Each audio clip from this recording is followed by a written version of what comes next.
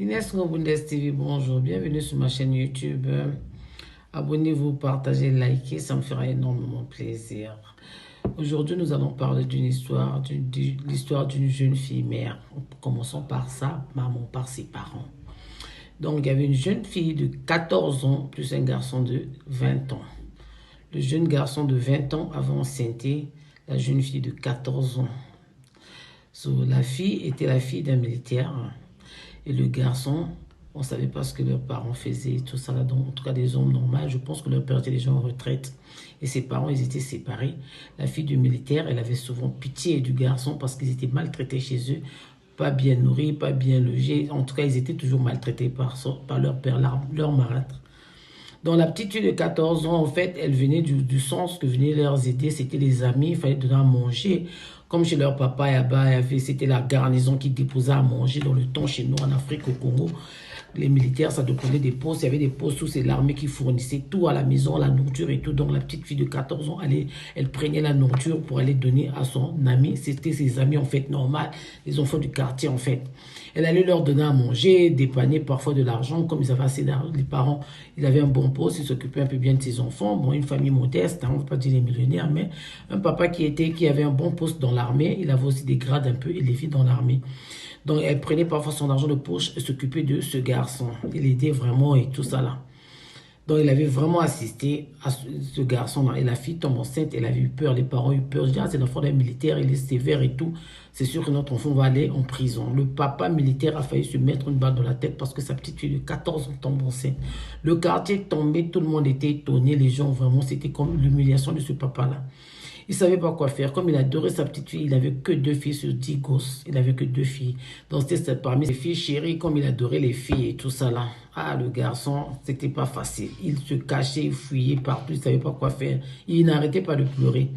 Les gens déjà lui disaient, mais toi tu as 20 ans, tu vas aller en c'était tu de 14 ans, tu vas aller en prison. Déjà, les gens savaient déjà que lui, normalement, il doit aller en prison. Parce que tu vois, c'était une mineure, tu as grossi une mineure, c'était grave et tout.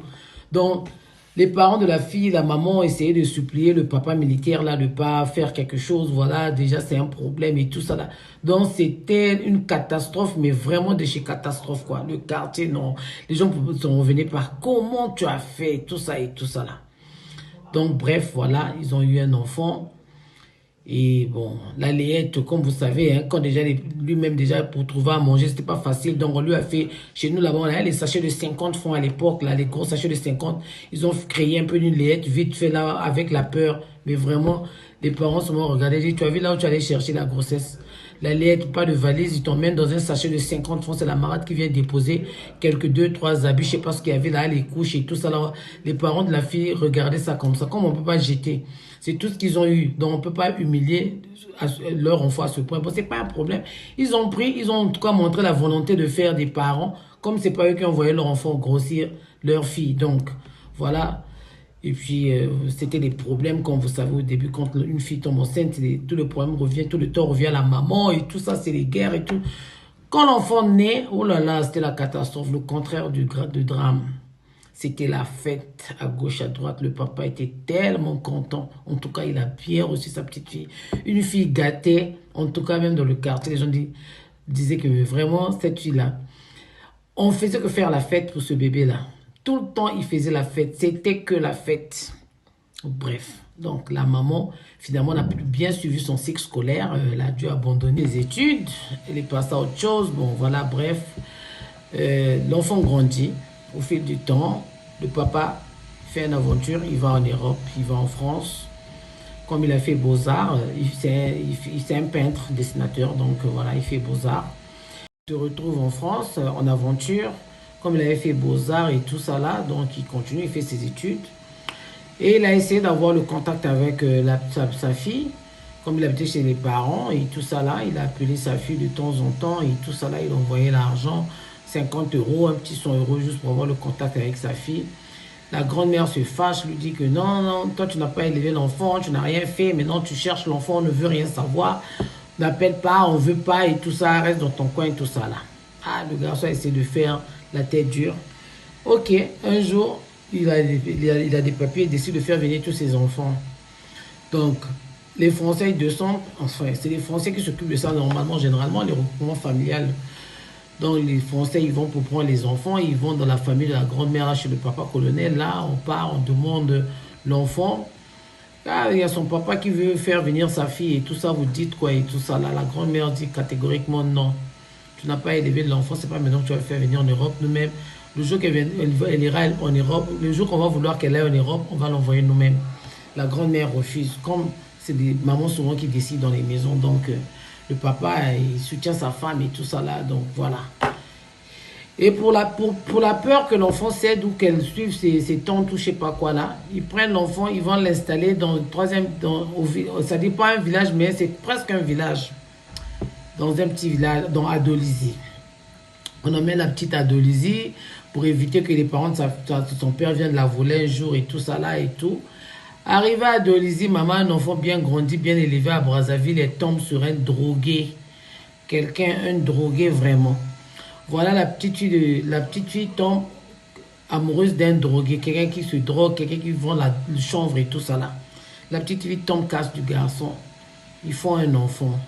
Voilà, la petite fille va dans la troisième ville du Congo, qui est Dolizy. Là, elle croise des amis bizarres, elle tombe sur un garçon, un drogué, voilà. Elle tombe casse, elle est amoureuse de ce dernier. Ils font un enfant, ils ont commencé à faire des enfants. Un enfant, le grand-père, il est content, puisque bon, vous l'avez habitué à ça, vous faites les enfants tôt. Il reçoit. Deuxième enfant, il reçoit. Et voilà, ils ont eu 3 enfants avec ce garçon, hein, ce drogué-là, qui l'ont mené à gauche, à droite, partout. C'était un garçon très mal réputé du coin et tout ça là. Voilà. Après, il se sépare, le garçon a dû faire une fugue, il a fui pour aller chercher sa vue, je ne sais pas sur quelle route, vers l'Angola là-bas. La petite fille reste avec 3 enfants. C'est les parents qui continuent à nourrir. Voilà, les parents, le papa colonel en retraite, la maman aussi retraitée. Ils ont que des affaires, vous voyez, les affaires au Congo.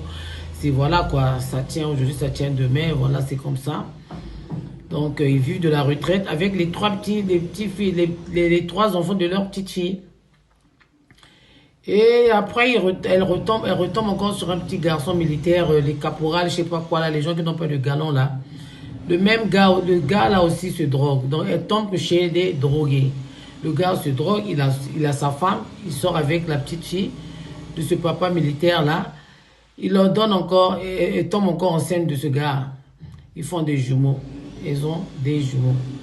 Après les jumeaux, la fille, tellement le gars était marié. Vous savez quand un homme est marié, hein, faut vraiment pas souvent expirer en fait. Voilà, donc le gars était marié, déjà lui-même sa tête, c'était un drogué, ils vendent le chanvre et tout ça. Voilà, donc la fille, toutes les misères, elle rend ça chez ses grands-parents. Le papa, entre-temps, il a appelé pour dire que c'était plus sa fille. Donc, il y a la tante qui appelle l'enfant pour traumatiser l'enfant, pour lui dire que ton père a dit que tu n'es pas sa fille et tout ça là et tout. Moi, c'est un garçon qui m'a dit ça dans un bar, des trucs à dormir debout. En fait, le genre de fille, quand quelqu'un, elle voulait que leur fille va, hein, c'est-à-dire qui ne s'occupe pas de sa fille, comme il n'a pas pu l'emmener, donc il emmène leurs enfants, parce que les tantes aussi ont fait des enfants en désordre à gauche et à droite. Donc, quand on enlève la fille de la liste, au moins l'un des enfants peut rentrer dans la liste, en fait. Voilà, mais finalement, au final, le monsieur a fait venir la petite soeur de sa femme à la place de sa fille. Entre-temps, sa fille est en train de faire des enfants à Dolizy là-bas. C'est les grands-parents qui nourrissent les enfants, c'est les grands-parents qui prennent tous les chocs et tout ça là. Et voilà, fin de compte, la fille décide d'oublier les hommes. Elle a changé d'identité de ça. Elle a changé son truc. Elle a profité, elle préfère être lesbienne parce qu'elle a trouvé que avec les hommes, il n'y a pas d'amour, il n'y a pas assez de sincérité. Elle a trouvé qu'elle-même, elle doit être maintenant l'homme des femmes. C'est-à-dire, elle devient lesbienne, c'est elle maintenant qui tient le volant. Elle est maintenant, elle préfère, elle vit avec les femmes parce qu'elle a compris. Pour elle, les hommes, voilà quoi, ça donne rien, il n'y a pas l'amour, il n'y a pas de sérieux avec les hommes. Elle préfère maintenant aimer les femmes. Vous voyez? Donc c'est ça. Entre-temps, le papa a appelé pour dire, à un moment quoi, quand elle était encore avec les grands-parents avant, il a appelé pour promettre les robes. Tu viens bientôt. L'enfant était maintenant déséquilibré parce qu'elle n'allait plus à l'école. Elle attendait qu'elle aille en Europe. Sa maman était en Europe en train de chercher un peu de son côté. Donc vraiment, c'était terrible. Donc cette histoire, c'est une histoire triste. Jeune mère qui se retrouve avec 5 enfants et aujourd'hui devient lesbienne. Et les enfants voient que leur maman sort avec les femmes. quelle éducation donner à cette petite fille? Qu'est-ce qu'on peut dire à cette maman? Comment on peut l'aider? Et le papa de 20 ans là, qui avait grossi la petite fille de 14 ans, il oublie que le viol, même si vous devenez, même quand tu as 50 ans, 60 ans, quand tu avais fait une bêtise, quand tu avais violé, quand on te porte plainte, le viol ne finit pas. Donc cette fille-là, elle est triste, elle dépend de sa maman qui est en Europe, qui se débrouille un peu aussi, elle envoie un peu d'argent, prendre soin de 5 gosses plus une fille. Donc ça dit 6 personnes. Même si tu travailles, je ne sais pas où en Europe, emmener les enfants à l'école privée, manger, de sang, se soigner. Au Congo, il n'y a pas d'assurance maladie, il faut prendre soin de tout sauf rien. Ce genre de papa responsable, qu'est-ce que vous dites? Qu'est-ce qu'on peut... Quelle ligne à conduite? Comment on peut se comporter avec ce genre de monsieur? Qu'on lui porte plainte? Qu'on lui fasse quoi en fait? Une personne comme ça. Est-ce que vraiment, vous dites quoi? C'est toujours la maman qui doit prendre la charge de ses enfants et ses petites filles. Le papa, il est tranquille là-bas. Et une fois la maman, la femme de son père appelle la mère de cette fille pour lui dire, de toute façon, tu es en train de nous harceler. Si tu blagues, ta fille ne viendra pas en Europe. Comme si c'est elle qui avait fait l'Europe, c'est elle qui avait accouché cette fille-là pour donner les paroles de malédiction. Ce garçon-là traite même sa maman qui a souffert pour leurs élever de sorcière. Il n'envoie même pas 10 francs. Il s'est séparé même de ses parents à cause de la souffrance.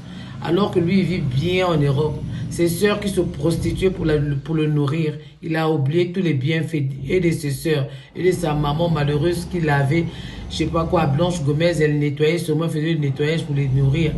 Il a tout oublié. Voilà. Donc il y a des gens ingrats, il y a des gens vraiment sur cette terre, quand vos enfants les croisent, c'est le malheur. Prions pour nos enfants qui puissent croiser des personnes bien, qui vont bien qui vont prendre soin d'eux dans l'amitié ou dans tout ce qu'ils vont faire. Parce que ce genre d'hommes, on les appelle des démons. Merci d'avoir suivi notre émission du début jusqu'à la fin. Nous vous souhaitons de liker, abonnez-vous, partagez, ça nous fera énormément plaisir. Si vous avez des histoires, des histoires vécues, vraies, hein, vous pouvez toujours appeler chez Inès Ngoboudes TV, on va raconter votre histoire. Si vous êtes en train de traverser un problème, vous avez besoin de conseils, vous ne voulez pas vous confier parce qu'en ce moment, les amis, on ne sait jamais qui est qui. Vous allez aller confier un secret qui va sortir demain, je ne sais pas, en public pour éviter les humiliations et autres. Vous pouvez toujours nous appeler. On va donner on va passer votre histoire, donner votre histoire. Comme ça, des gens bien intentionnés pourront vous donner des bons conseils. Comme ça, vous pouvez trouver peut-être la solution à vos problèmes. Donc, je vous souhaite bon après-midi chez vous, dans vos familles.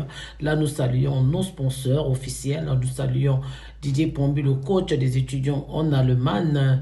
Nous saluons Lumière Agricole. Nous saluons Arthur Goma de la Banque d'Habitat. Bien de choses à vous tous, à tous mes sponsors. Je vous souhaite bonne journée et je salue le général anonyme. Bien de choses à toi, Yaya, de là où tu es.